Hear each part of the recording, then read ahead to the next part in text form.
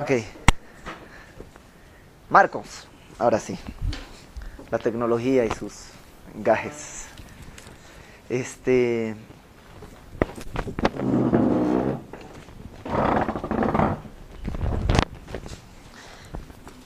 La semana pasada, oramos, ¿no? Para otra vez. O sea, siempre es bonito. Señor, te damos gracias por este tiempo que vamos a pasar en tu palabra. Te ruego, Señor, que abras nuestros oídos, nuestros corazones, Señor, y nuestro entendimiento, Padre, que tu palabra penetre hasta lo más profundo y nos transforme, Señor. En el nombre de Jesús te pedimos todo esto. Amén. Marcos, la semana pasada vimos a detalle quién era Marcos y cómo es que nos llega este evangelio, ¿no? Dijimos que Marcos era un joven, realmente un joven en la época de Jesús, que era hijo de probablemente de una viuda rica, ¿no?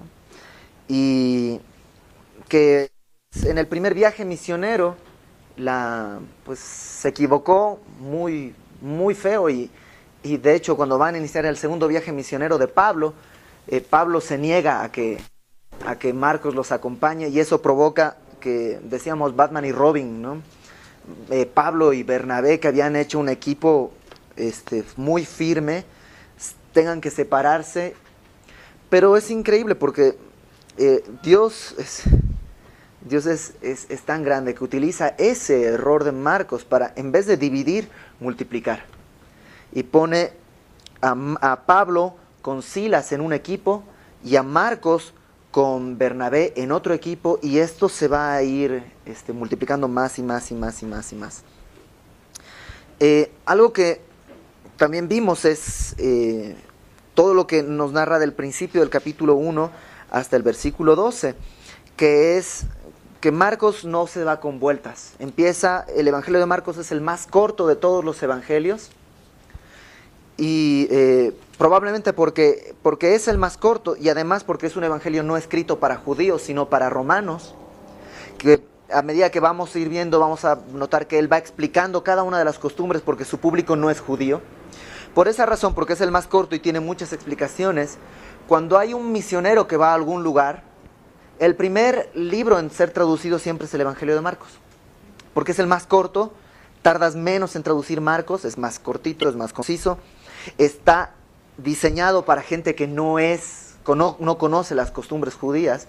Entonces, por eso probablemente el evangelio de Marcos es probablemente el evangelio que más se ha traducido.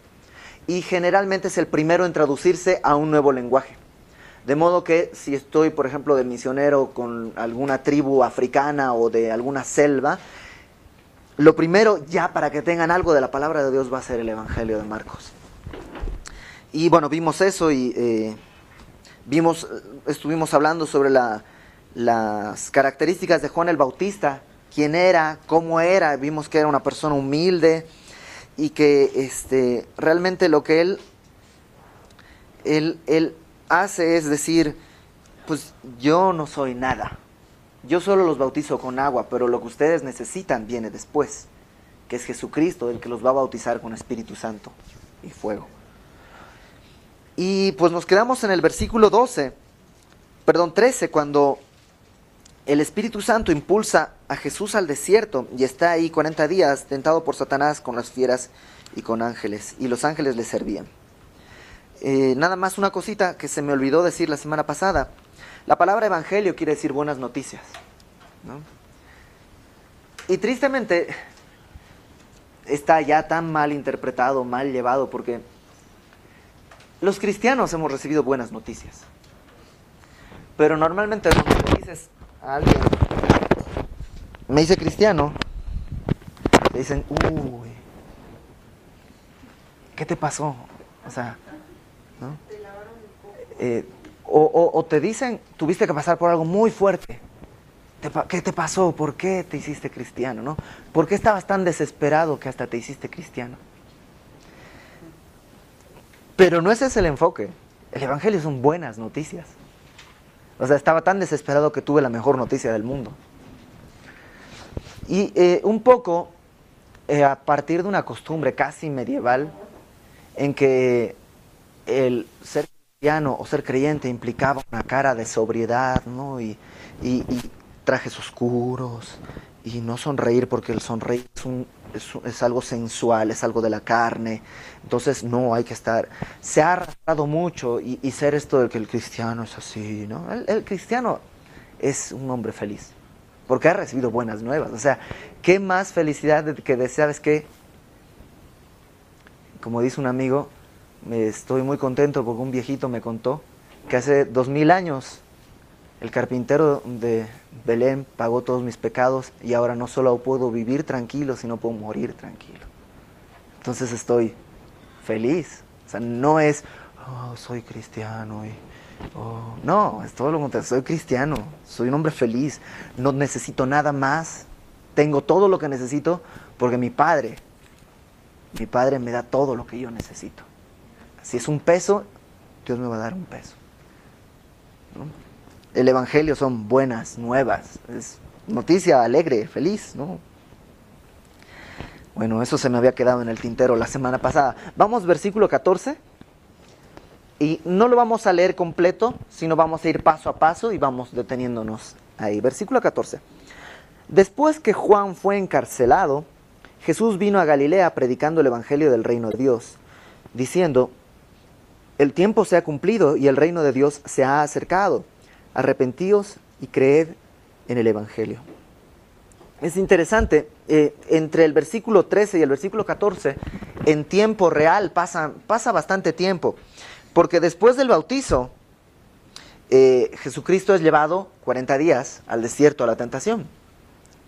Después de la tentación, él caminando por el mar, bueno, no por la orilla del mar, encuentra, él está ahí con el Bautista, perdón, no es el mar, alrededor del río, y ahí es cuando leemos en Juan, los discípulos escuchan que el Bautista dice, ese que va caminando ahí, ese es el Cordero de Dios que quita el pecado del mundo. Y entonces los discípulos dicen, órale, entonces ese es el chido, ese es el bueno. Entonces, pues, ¿qué hacemos con Juan? Y se van con Jesús, ¿se acuerdan de esa historia? Si quieren, vamos a leerla. Vamos a leerla. Juan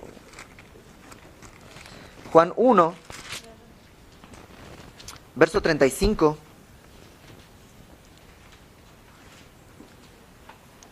Esto es después de que Jesús fue al desierto y regresó.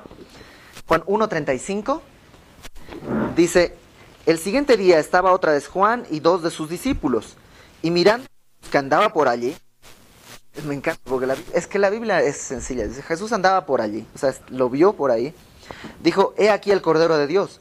Le oyeron hablar los 2 discípulos y siguieron a Jesús. O sea, los 2 discípulos de Juan de pronto dicen, ese es el bueno. Entonces se van, dejan a Juan y se van con Jesús. Después de esto,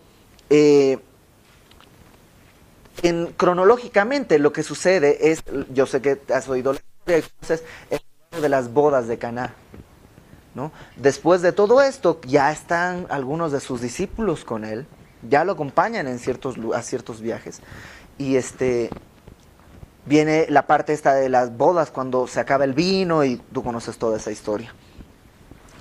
Después del milagro, va Jesús a Jerusalén, y en Jerusalén hace la primera limpieza del templo. Esta escena que entra y ¡paf!, azota a los vendedores y limpia el templo. Eso sucede, Juan 2:13, lo puedes leer después. Después, estando en Jerusalén, se acerca Nicodemo, Juan 3.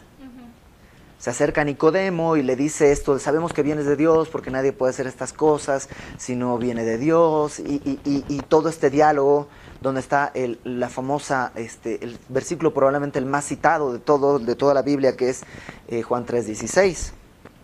Después de estar con Nicodemo en Jerusalén, Jesús regresa. Si tienes un mapa, a ver, yo debo tener un mapa por aquí.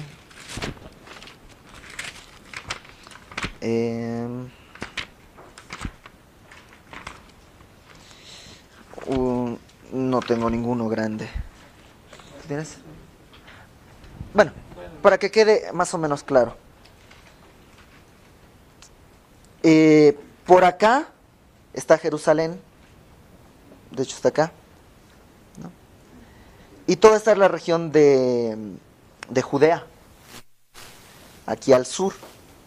Y él se va hacia el norte, hacia Galilea, que es donde va a ser como su centro de operaciones, Capernaum, que está en Galilea. Desde aquí, él vino acá al Jordán, se hizo bautizar, todo lo que vimos, va a Jerusalén, habla con Nicodemo, todo, y luego va hacia el norte, lejos, no lejos, pero sí un buen rato de caminar, hacia Galilea. Y ahí en Galilea, mientras está yendo hacia Galilea, ¿pasa por dónde? Por Samaria. ¿Se acuerdan la historia, Juan 4, la mujer en el pozo? Ok, pasa por Samaria y llega hasta Galilea. Llegando a Galilea hace un par de milagros, sana al hijo de un noble, esto está en Juan 4, 46. Y luego se muda a Capernaum. Después de estar en Capernaum, viene esta escena que estamos aquí, que encarcelan en algún momento de eso, de todo ese viaje, en todo eso, encarcelan a Juan. Y por eso dice, versículo 14, después que Juan fue encarcelado, Juan el Bautista, no Juan el apóstol, sino Juan el Bautista, Marcos 1:14, después que fue encarcelado Juan, Jesús vino a Galilea predicando el evangelio del reino de Dios, diciendo, el tiempo se ha cumplido. Eso quiere decir, ya no hay que esperar. O sea, durante cientos de años, los judíos habían estado esperando el Mesías. Y Jesús, cuando empieza a predicar, dice, se acabó la espera.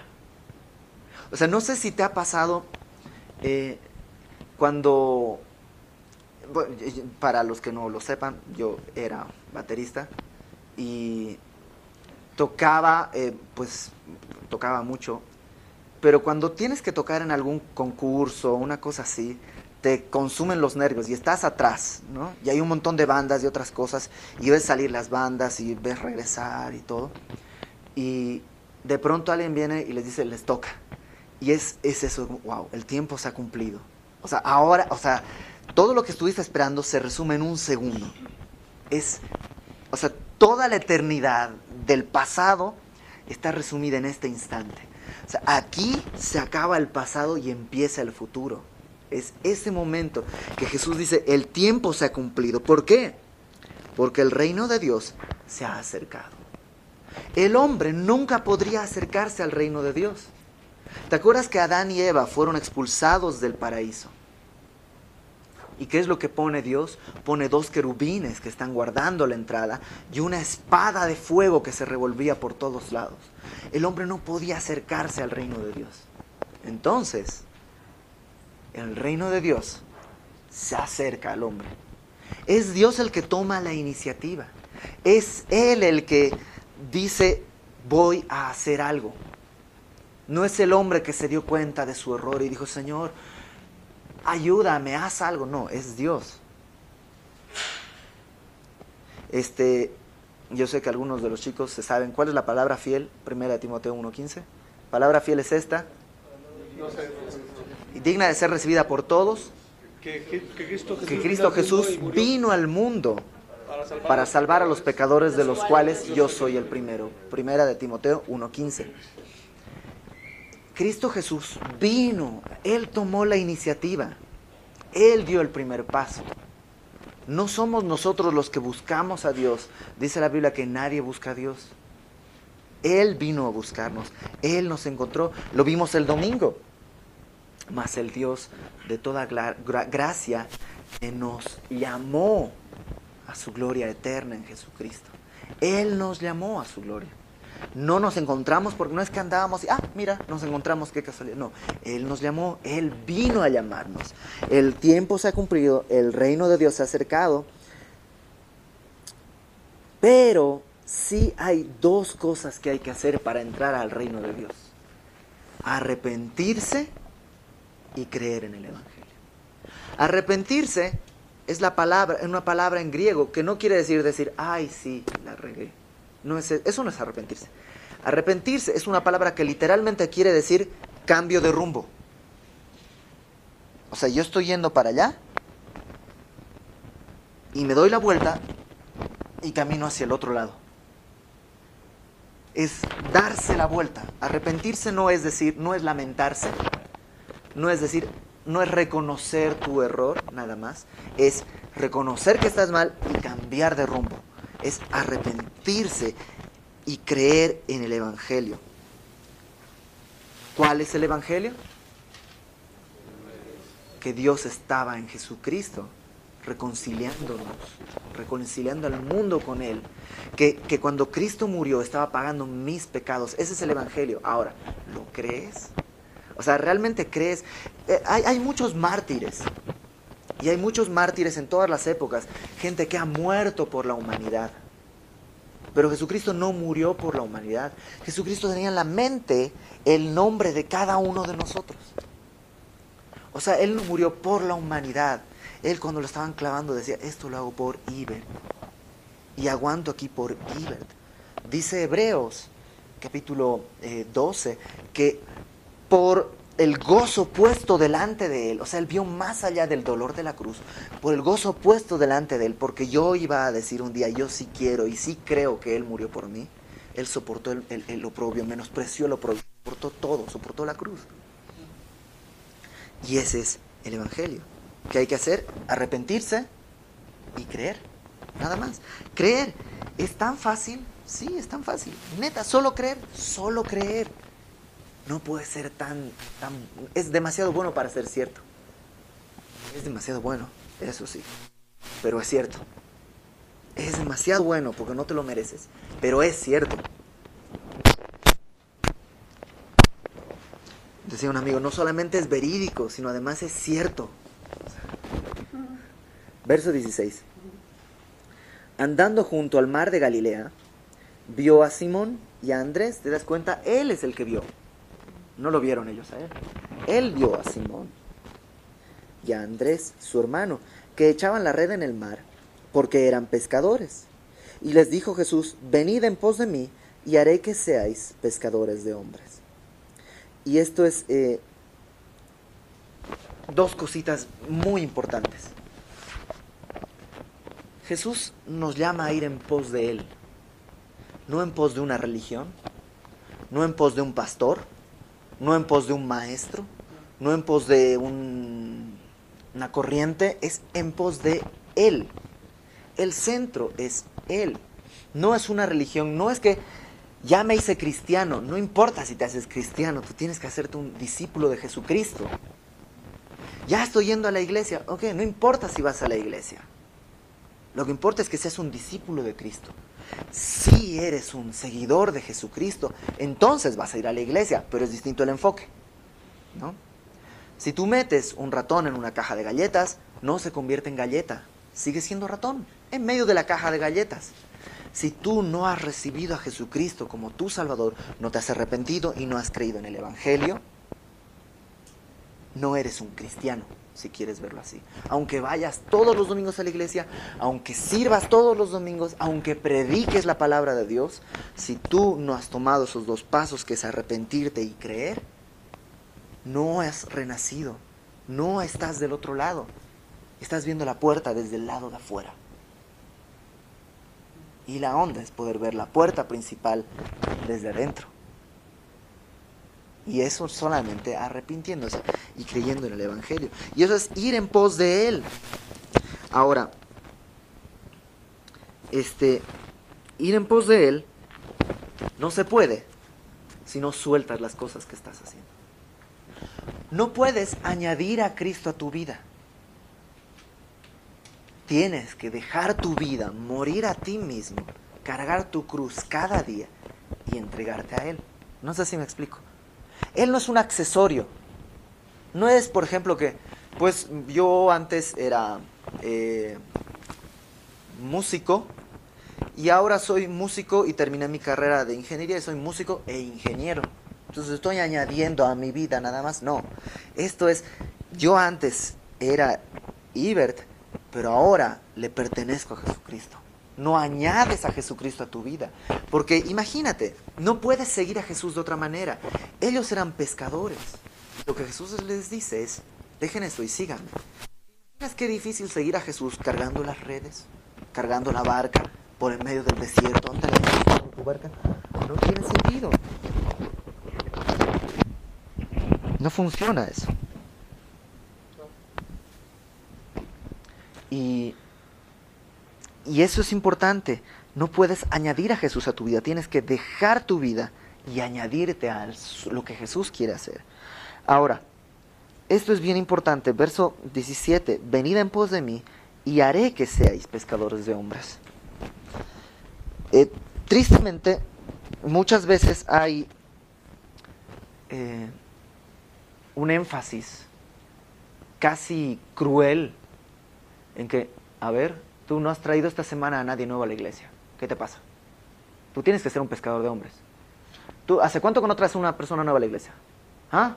Y te sientes así como que, ok, entonces sales y como no llevé a nadie la semana pasada y tengo que llevar a 5 para compensar los de la semana pasada y los de esta semana y estás así, ok, no es así. ¿Qué es lo que dice? Venid en pos de mí y haré. ¿Quién va a hacer que seas un pescador de hombres? Jesucristo. No es venid en pos de mí y ahora sí, ya viniste, perfecto, ahora tienes que ser un pescador de hombres. No, es Él el que lo hace. Venid en pos de mí y yo, Jesucristo, haré que seas un pescador de hombres. Eres un pescador de hombres como un resultado de haber ido a Él. Nada más. No es una tarea que tú tienes que cumplir. Yo no le voy a dar un beso a mi esposa porque es mi esposa y tengo que cumplir mi tarea de esposo. No es así. Esto es una relación. Él me ama tanto que luego que yo he ido en pos de Él, Él va a crear en mí el deseo. Y no solo el deseo, sino la oportunidad de predicar el evangelio a otros. Él es el que va a hacerme un pescador de hombres. Verso 18. Y dejando luego sus redes, le siguieron. Pasando de allí, un poco más adelante vio, otra vez, Él es el que ve a Jacobo, hijo de Zebedeo, y a Juan su hermano, también ellos en la barca que remendaban las redes. Y luego los llamó, y dejando a su padre Zebedeo en la barca, con los jornaleros, le siguieron.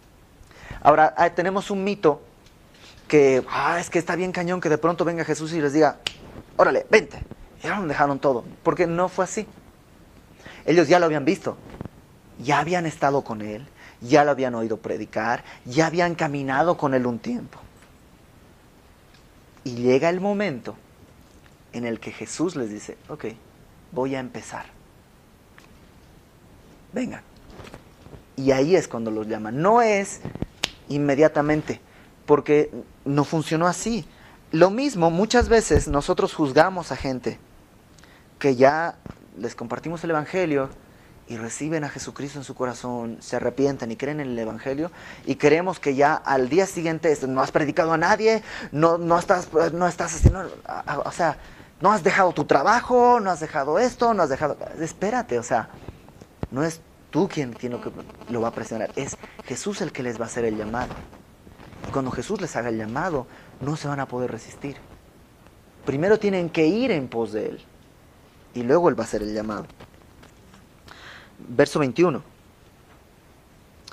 Entraron en Capernaum, y los días de reposo, entrando en la sinagoga, enseñaba, Jesucristo enseñaba, y se admiraban de su doctrina, porque les enseñaba como quien tiene autoridad, y no como los escribas. Jesucristo enseñaba como quien tiene autoridad por una razón sencilla. Ya alguna vez lo había dicho, Hechos 1, verso 1. Dice, en el primer tratado, Teófilo, Lucas le está escribiendo esta carta a Teófilo, le dice, hablé acerca de todas las cosas que Jesús comenzó a hacer y a enseñar. La autoridad que tenía Jesús es porque Él hacía y enseñaba. Si tú te quejas porque tus hijos no te pelan, porque no tienes autoridad delante de tus hijos, probablemente te está faltando hacer. Nada más estás enseñando. Pero si tú haces y enseñas en ese orden, porque primero tienes tú que hacer. Mi hijo es un desobediente, que no sé qué. Ok, ¿estás leyendo tu Biblia todos los días? ¿Estás haciendo tu devocional todos los días? ¿Estás orando por tus hijos todos los días? O sea, primero tú estás haciendo y luego le estás enseñando a hacer con el ejemplo. Si haces eso, vas a tener autoridad. Y Jesucristo hacía las cosas porque, y eso le daba la autoridad. Por eso todos decían, enseñaba como quien tiene autoridad. Ahora esto también tiene que ver con que todos los están en una sinagoga, no están en el templo. Una sinagoga no era un lugar para hacer sacrificios ni nada, era, hagan de cuenta, una casa, una reunión así, en la que no había un templo, el templo estaba en Jerusalén y los sacrificios se tenían que hacer en Jerusalén y todo en Jerusalén, en el templo.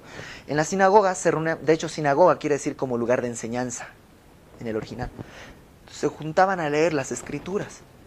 Y de hecho, cuando pasaba algún rabí por ese pueblo, lo invitaban a la sinagoga a que les explicara. De eso se aprovechó Pablo para explicar muchas veces en las sinagogas. No sé si te acuerdas que siempre llegaba a un lugar y Pablo llegaba y aprovechaba esa oportunidad. Entonces, todos los discípulos, todos los rabíes citaban unos a otros. Llegaban y decían, bueno, Isaías, y leían una palabra y decían, como dijo el gran rabí Gamaliel, y bla, bla, bla, bla, bla, bla, bla, bla. Y hablaban citándose unos a otros. Pero Jesucristo no. Él enseñaba como los que tienen autoridad. Jesucristo enseñaba, la Biblia dice, la ley les había dicho esto, esto, esto, pero yo les digo esto, esto, esto, esto. Jesucristo hablaba con esa autoridad. Y dice en el verso 23, pero había en la sinagoga de ellos un hombre con un espíritu inmundo que dio voces, diciendo, ¿qué tienes con nosotros, Jesús Nazareno? ¿Has venido para destruirnos? Sé quién eres, el Santo de Dios. Pero Jesús le reprendió diciendo, cállate y sal de él. Primero, ¿cuánto tiempo habrá estado ese hombre con un demonio en la sinagoga? ¿Cuánto tiempo habrá estado ahí que nadie se dio cuenta? ¿Cuántas veces habrá ido y nadie se dio cuenta? Que de pronto viene Jesús y el demonio salta. Cuando hay la palabra de Dios, la oscuridad se tambalea. Un amigo siempre me decía, cuando estés en problemas, no te pelees con la oscuridad. Es absurdo pelearte con la oscuridad. O sea, si tú entras a una habitación, o sea, imagínate, te reprendo oscuridad y fuera, y en el no, o sea, y llega otra persona y nada más enciende la luz. Y ese es el secreto. O sea, no te pelees con la oscuridad. Nomás enciéndele la luz. Y esta es la luz. Esta es la palabra de Dios. Esto es lo que la antorcha que alumbra en lugar oscuro. Dice Pedro que estaríamos bien en estar atentos a la palabra profética más segura. ¿Qué es esto? Como una antorcha que alumbra en un lugar oscuro. Y eso es lo que sucede. De pronto está este demonio y ¡puc!, enciende la luz y la oscuridad se tambalea. Cuando estés en tiempos de oscuridad, cuando estés en tiempos de problemas en los que no sabes qué hacer, no encuentras la salida, no vas a encontrar la salida si no enciendes la luz. ¿Qué va a suceder? ¿Te vas a tropezar? ¿Vas a entrar a habitaciones que no son las que tienes que entrar? ¿Te vas a topar con objetos con los que no querías toparte? Por mucho que tú dentro de tu oscuridad digas, yo soy un ser iluminado, yo puedo. No, lo que necesitas es luz. No mantras que repetir. Y esta es la luz. Y eso es lo que sucede acá. De pronto viene Jesús y aparece este endemoniado y le dice, yo sé quién eres, el Santo de Dios. Por eso es importante arrepentirse y creer. No solamente creer, porque la Biblia dice que los demonios creen en Dios, creen y tiemblan. La Biblia nos muestra que los demonios saben quién es Jesús. O sea, este demonio le dice, yo sé quién eres el Santo de Dios. Entonces este demonio está confesando con su boca que Jesús es el Señor. ¿Se acuerdan esta escena cuando está con el endemoniado gadareno y lo ve el endemoniado y los demonios le dicen, no nos mandes al abismo, permítenos ir a ese hato de cerdos? O sea, los demonios saben que Jesús tenía la autoridad para mandarlos. O sea, los demonios conocen el poder de Dios. Saben quién es Jesucristo, saben que es el Señor. Ahora, ¿los demonios son salvos? No. Porque no es solamente creer, es arrepentirse y creer. Por mucho que tú digas, yo sé quién es Jesús, si no te arrepientes, si no naces de nuevo, estás en el mismo lugar. Reconocer quién es Jesús nomás prueba una cosa, que tus neuronas funcionan correctamente. Decir, yo creo que Jesucristo existió. Ah, perfecto, yo creo que Napoleón existió. O sea, Jesucristo es comprobable históricamente. Eso no te hace nada especial. Yo creo que Dios existe. Ah, perfecto, mira, me parece increíble. No más quiere decir que no te creíste, que de pronto una serie de bacterias, de aminoácidos se convirtieron en una célula, y una célula se convirtió en un sapo, y un sapo se convirtió en lagarto, un lagarto se convirtió en dinosaurio, un dinosaurio se convirtió en pájaro, y un pájaro se convirtió en chango, y un chango se convirtió en hombre. O sea, lo único es, Dios existe, yo creo que Dios creó la humanidad. Ajá, perfecto. Nomás declara que tú funcionas bien. Pero si no te arrepientes y crees en el Evangelio, sigues viendo la puerta desde afuera.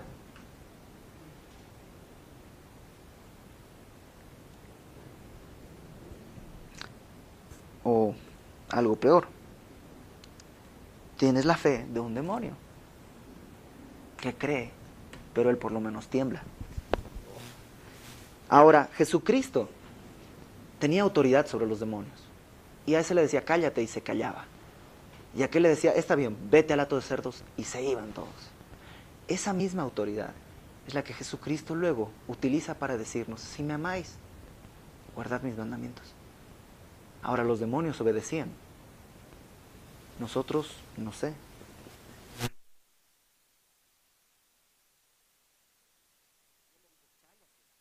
De él. Verso 26. Y el espíritu inmundo, sacudiéndole con violencia y clamando a gran voz, salió de él. Y todos se asombraron de tal manera que discutían entre sí, diciendo, ¿qué es esto? ¿Qué nueva doctrina es esta que con autoridad manda aún a los espíritus inmundos y lo obedecen? Y muy pronto se difundió su fama por toda la provincia alrededor de Galilea. Este demonio, antes de salir, sacude, sabe que tiene que obedecer a Jesús. Pero antes de salir, trata de sacudir al hombre y sale. Y sucede varias veces. ¿Te acuerdas también cuando está este padre que lleva a su hijo, que lo ataca un demonio, y de pronto Jesús lo expulsa y hace lo mismo, sacude al muchacho con violencia y luego se va? Es algo que nos sucede. Cuando tú decides limpiar tu vida, cuando tú decides, Señor, ok, soy un pecador, me arrepiento, quiero cambiar mi vida, creo que tú eres capaz de hacer ese cambio en mí, creo que tú pagaste mis pecados, creo que tú estuviste pensando en mí en la cruz, y acepto tu sangre, Señor, como pago por mi pecado, me postro delante de ti, te confieso como mi Señor, y empiezas a limpiar tu vida. Entonces la oscuridad te va a sacudir y te va a zarandear.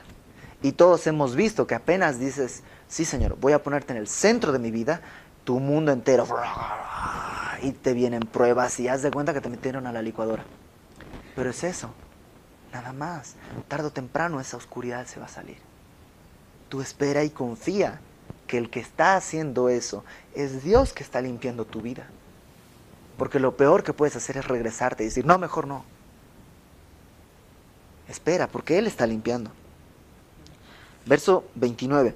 Al salir de la sinagoga, vinieron a casa de Simón y Andrés con Jacobo y Juan. Y esto me encanta. Se van a la casa de Pedro, salen de la sinagoga y ahora sí que, ¿dónde vamos a comer? Pues yo pongo mi casa, dice Pedro, ¿no? Entonces van a la casa de Pedro, se van Jesús, Pedro, Juan y Jacobo, ¿no? Y creo que Pedro, Simón, que es Simón y Pedro,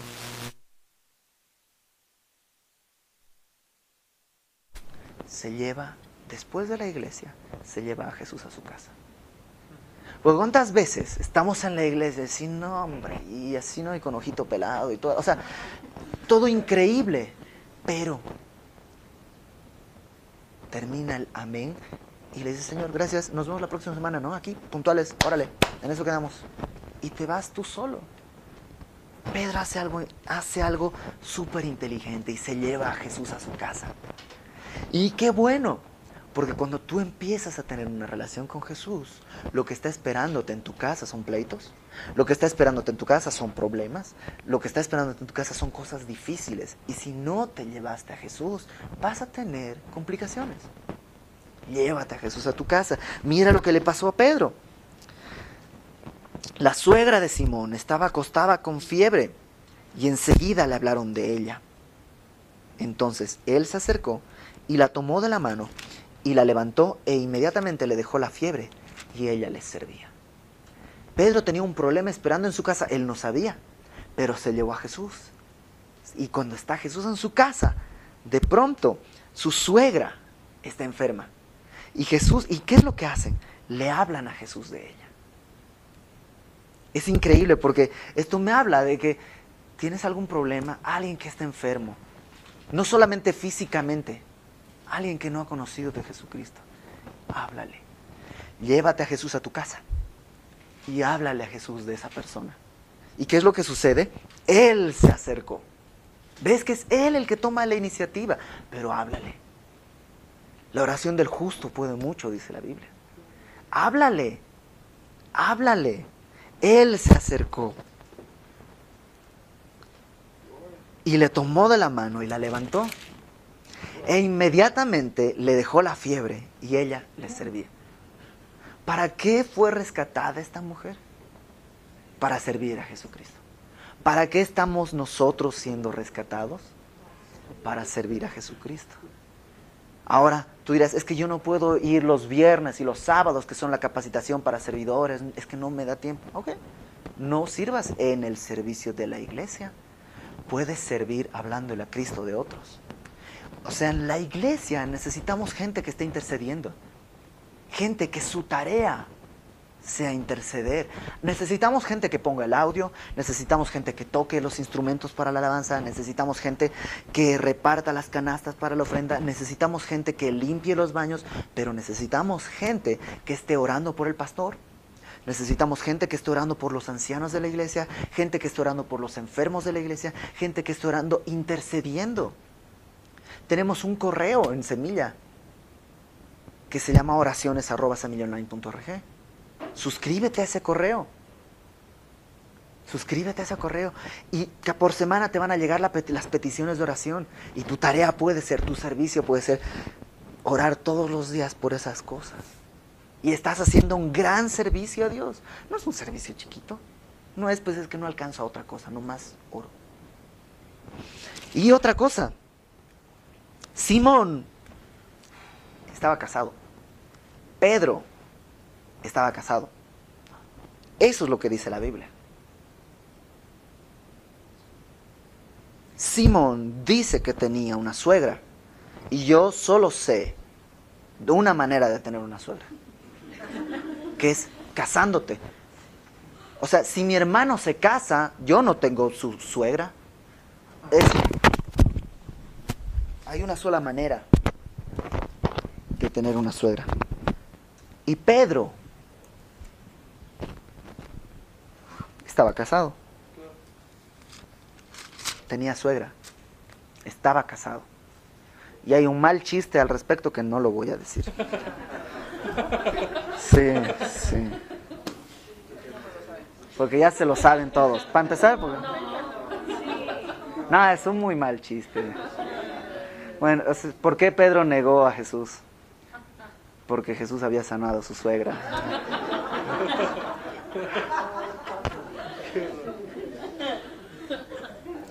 Verso 32.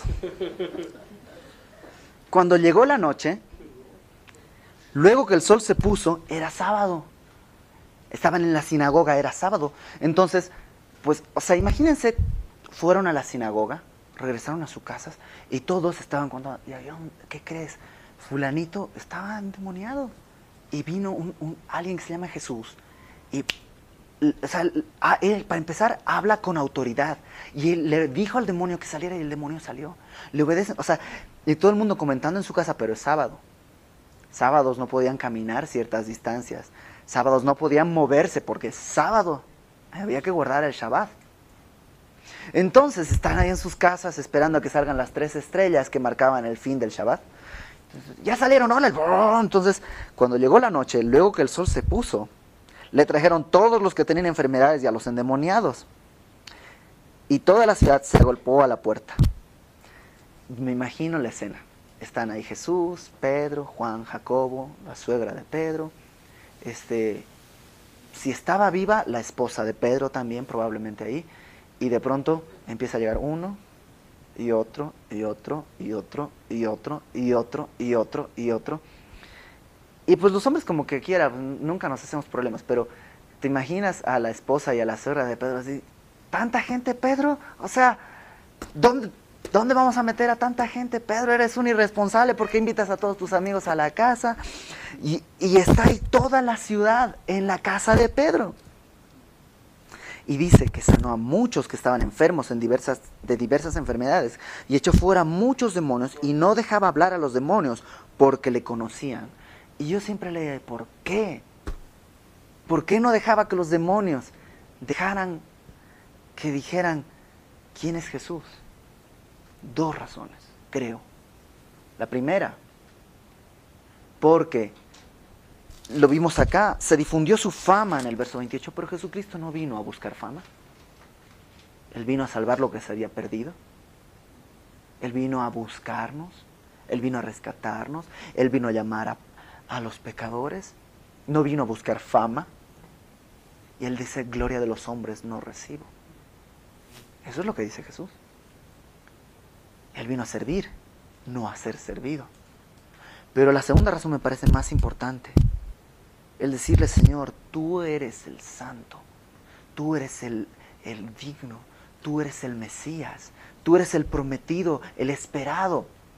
Eso lo quiere escuchar de sus hijos, de sus hermanos, de los que son y reconocen su sacrificio, no de los demonios. La alabanza en la boca del demonio es abominación para Dios. Por eso, cuando adores, adórale de corazón. Si no, realmente es muy feo. Léete el Salmo 150. Salmo. Se me fue. 50. Salmo 50. Léelo en tu casa. Y vas a ver cómo Dios dice, o sea, ¿cómo me honran? ¿A mí así me honran? Si tuviera hambre no se lo diría a ustedes. ¿Creen que me hacen un favor haciendo un sacrificio? Eso es lo que dice. Dios no quiere la alabanza de boca de los demonios. Por eso los callaba. Verso 35. Levantándose muy de mañana, ojo, estuvo la noche anterior hasta tarde, porque cuando llegó la noche empezó a llegar toda la ciudad. Estuvo hasta tarde sanando enfermos, expulsando demonios, estuvo hasta tarde trabajando. Pero dice que se levantó muy de mañana, siendo aún muy oscuro, salió y se fue a un lugar desierto y allí oraba. Qué importante es despertarnos temprano a orar. Y cuando digo temprano, me refiero a temprano a lo que tú entiendas como temprano. O sea, a lo mejor para ti temprano son las 10 de la mañana, porque, ok, despiértate a las 10, pero a orar. Si para ti temprano son las 6, despiértate a las 6 a orar, pero despiértate temprano. El Salmo 5,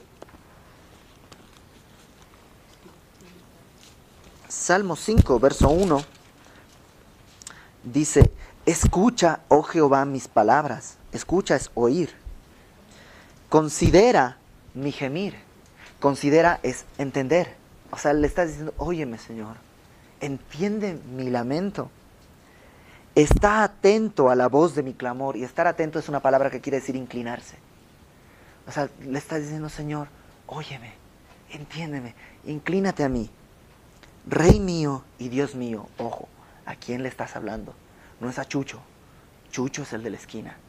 Jesucristo es el Rey, el Señor de señores, el Rey de reyes. Recuerda a quién te estás dirigiendo. Al Señor, Dios glorioso, eterno. porque a ti oraré. Verso 2, Salmo 5. Perdón, verso 3. Oh Jehová, de mañana oirás mi voz. Y la palabra mañana literalmente quiere decir final de la noche. O sea, cuando está acabando la noche, está saliendo el sol. De mañana oirás mi voz. De mañana me presentaré delante de ti y esperaré. Pon tus peticiones delante de Dios en la mañana. Antes de que haya ruido, antes de que tu vida esté llena de preocupaciones.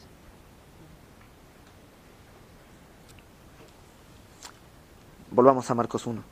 Y allí oraba. Y le buscó Simón, verso 36, y los que con él estaban, y hallándole le dijeron, todos te buscan. Y aquí también veo dos cositas sencillas. La primera, si Simón se hubiera levantado temprano, no tendría que buscar a Jesús porque estaría con él. No sé si me explico. Y sigue el contexto, es la oración. O sea, si de pronto te encuentras que, órale, ¿y dónde se quedó Jesús? Pues levántate temprano. Con él se va a levantar contigo. O sea, si Simón se hubiera levantado a la hora que Jesús se despertó, no hubiera ido a buscarle. Señor, ¿dónde estabas? Te estábamos buscando. No, él hubiera ido con Jesús y hubiera estado con Jesús en el desierto, desde temprano. Pero también veo la misericordia de Dios. El que busca, hallará. Si tú lo estás buscando, lo vas a hallar. Pero mientras más temprano te despiertes, lo vas a hallar más pronto. Y le dice Pedro, todos te buscan, eres un éxito. Esto es un hit. O sea, lo de ayer, o sea, pues no es nada. O sea, este es un hitazo, Señor. Ahora todos te están buscando. Vente, o sea, este es el hit. Verso 38.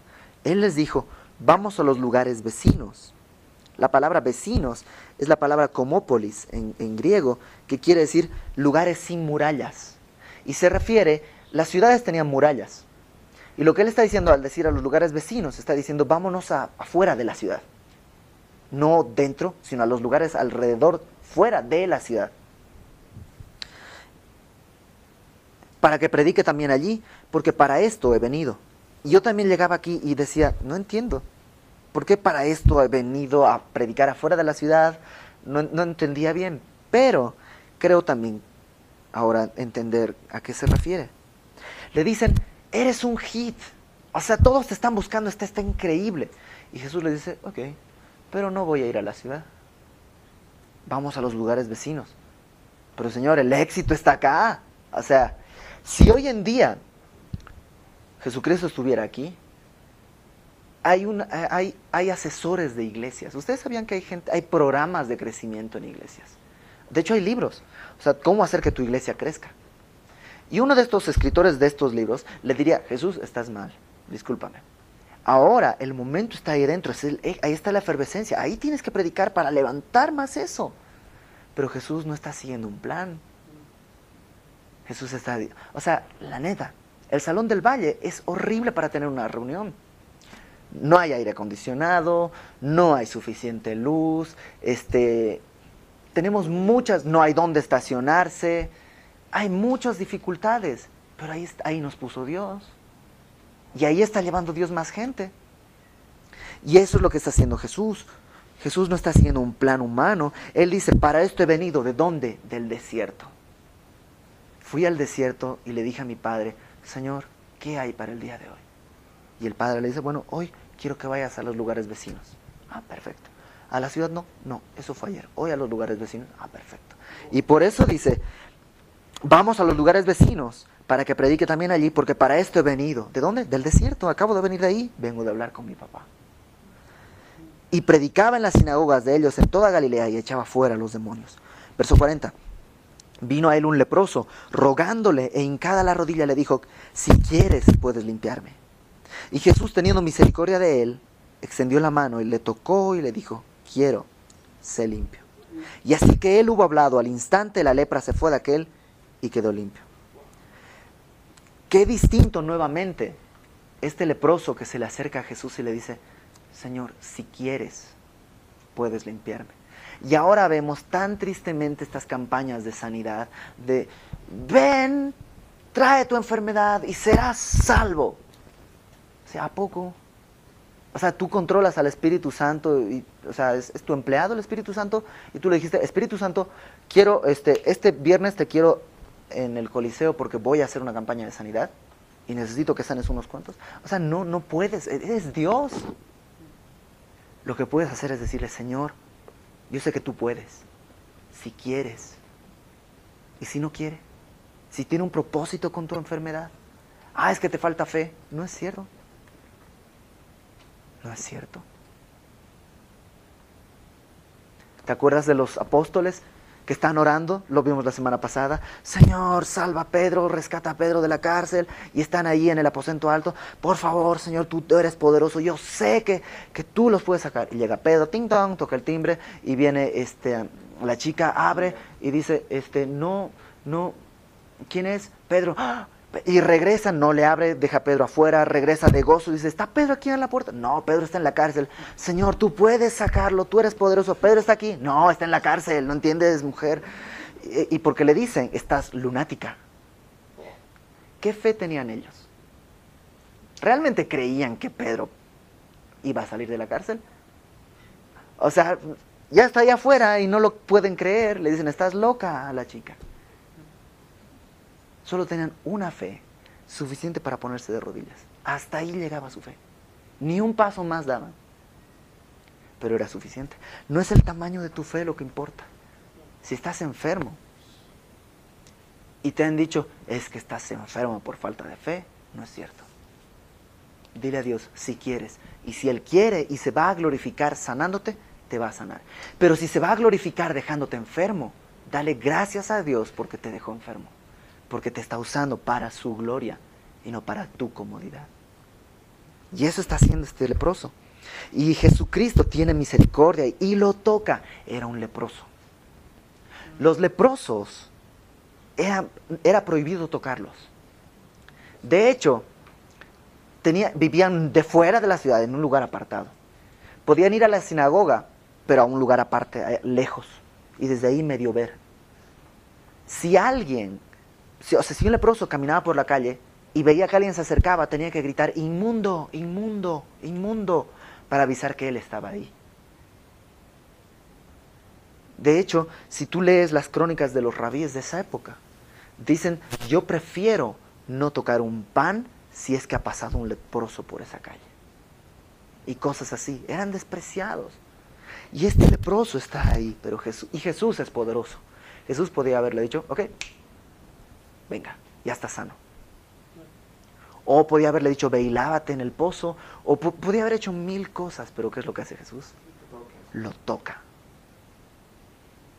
Porque eso es lo que el leproso necesitaba. Y Jesucristo sabe qué es lo que tú necesitas. Y Jesucristo te va a tratar como tú necesitas y confía en Él. Verso 43. Quedó limpio. Entonces le encargó rigurosamente y le despidió luego y le dijo, mira, no digas a nadie, sino ve, muéstrate. Yo subrayé, no digas, sino muéstrate al sacerdote y ofrece por tu purificación lo que Moisés mandó para testimonio a ellos. Pero oído él, comenzó a publicarlo mucho y a divulgar el hecho, de manera que ya Jesús no podía entrar abiertamente en la ciudad.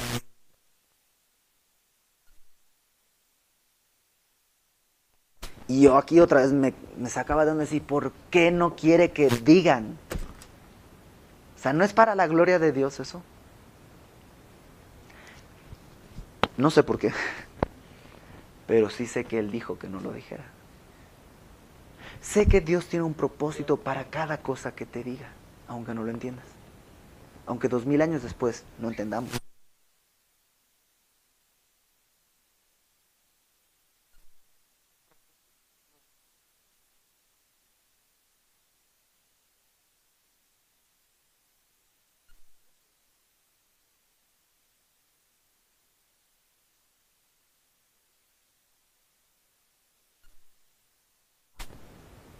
¿No era leproso el que... ¿Neta? Era leproso. Y ya, con eso. A veces es lo que necesitas. Mostrarte. Bueno, no a veces. Necesitamos mostrar Nos dice la palabra de Dios que somos la luz del mundo, la sal de la tierra, la luz del mundo. Tenemos que mostrar lo que Él ha hecho. Tristemente también, y no me malinterpreten, no estoy diciendo que no hay que predicar el Evangelio, ni muchísimo menos. Estamos llamados a predicar y a hablar el Evangelio. Pero tristemente hay cristianos que hablan más de lo que muestran. Y ahí están, hable y hable y hable y no, hombre, o sea, no dejan descansar a nadie o sea, se consiguen Biblias grandes para agarrar a golpes al que se ponga enfrente y es, pero espérate, o sea, no digas nada, sino muéstrate. Y cuando te pregunten, oye, ¿no eras leproso? Sí. De hecho, mi condición es ser leproso, pero Él me sanó. Él me ha hecho una persona nueva. Qué distinto a empezar a agarrar a bibliazos a todo el mundo y a condenar y tú y o sea, ¿cuál fue el resultado de esto? Jesús ya no podía entrar a la ciudad. Claro. Pero es que la Biblia me dice que predique. Sí, pero primero muéstrate. Primero, o sea, conocen toda la historia de este monje que toma a su aprendiz y le dice, vamos a predicar al pueblo, vamos a predicar el Evangelio al pueblo. Y viene caminando con su aprendiz y llega y saluda al panadero, le pregunta cómo está, por su esposa, luego va, en la fuente se encuentra con otras señoras, les pregunta cómo ha estado, bla, bla, bla. Entra al pueblo, conversa con un par de personas, sale por la otra puerta y regresa. Y el aprendiz le dice, oye, ¿no íbamos a predicar? Sí, eso hicimos. Y por eso San Agustín decía, ved, id y predicar el Evangelio. Y si es necesario, hable. O sea, ve y predica. Y si necesitas, habla. O sea, tus hechos no me dejan oír tus palabras. Pero primero, por eso aquí Jesús le dice, muestra. ¿Y qué es lo que puedo mostrar? Puedo mostrar que dejé mis redes. Eso, arrepiéntete. Date la vuelta. Ya no veas hacia el mar, donde estabas cansado, afanado, pescando. Ok, date vuelta. Arrepiéntete. Cree.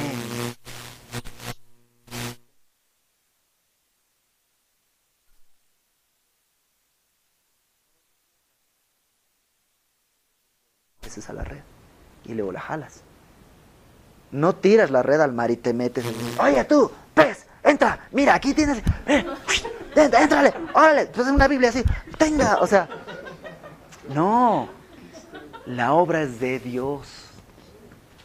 Pero primero tiene que hacer su obra en nosotros. Y luego cuando mostramos eso al mundo, el mundo necesita luz. O sea, el mundo está desesperado de luz.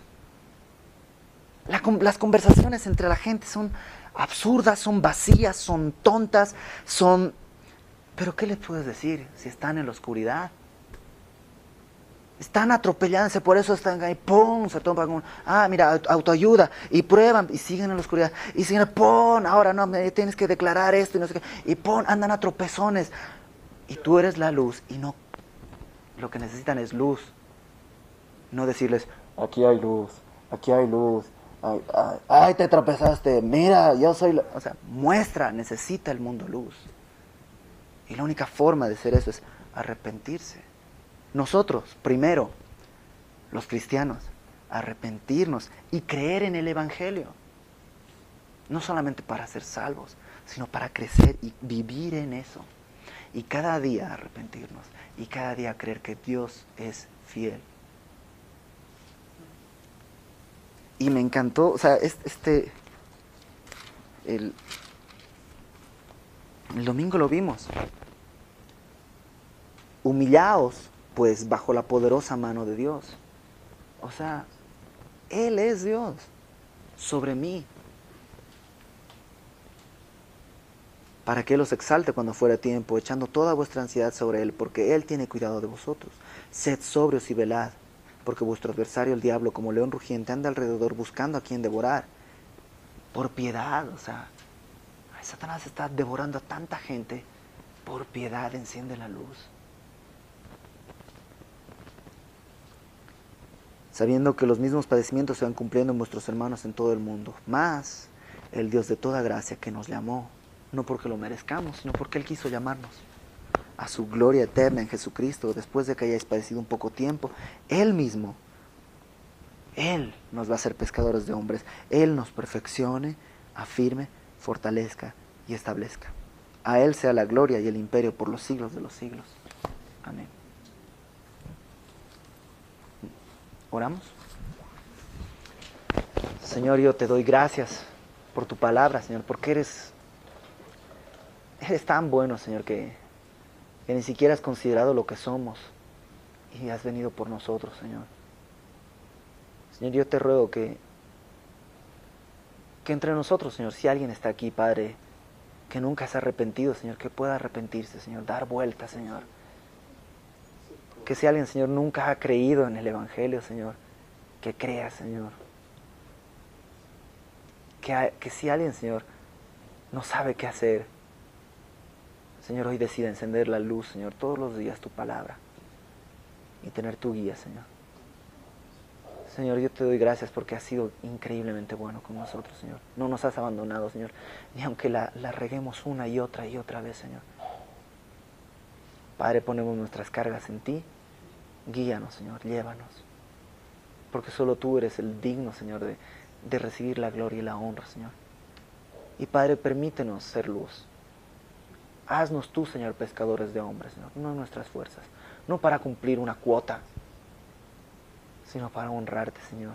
Haznos tú, pescadores de hombres, Señor. Haznos luz, Padre. Que no hablemos, Señor, sino vayamos y nos mostremos, Señor. Y ahí sí, después de eso, proclamemos al mundo, Señor, que tú estabas, Señor, en Jesucristo, en la cruz, reconciliando al mundo contigo, Señor, pagando la cuenta de todos nuestros pecados, Señor, abriendo ese camino vivo, por el cual ahora podemos llegar hasta el trono de la gracia. Gracias, Señor, porque eres muy bueno.